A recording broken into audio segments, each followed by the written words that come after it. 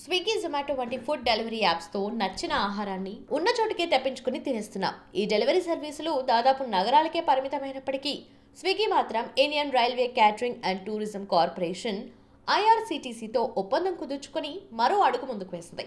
ఈ ఒప్పందం ప్రకారం ఇకపైన రైళ్లలో ప్రీ ఆర్డర్ చేసిన ఆహారాన్ని డెలివరీ చేయడానికి స్విగ్గీ సన్నద్ధమైంది. ఈ సర్వీస్ మాత్రం మార్చి 12 నుంచి ప్రారంభమవుతుంది. ప్రారంభంలో స్విగ్గీ ఈ సర్వీస్ను బెంగళూరు, భువనేశ్వర్, విశాఖపట్నం మాత్రమే పరిమితం చేసింది. రానున్న రోజుల్లో 59 కంటే ఎక్కువ రైల్వే స్టేషన్లకు ఈ సర్వీస్ను విస్తరించనున్నట్లు సమాచారం.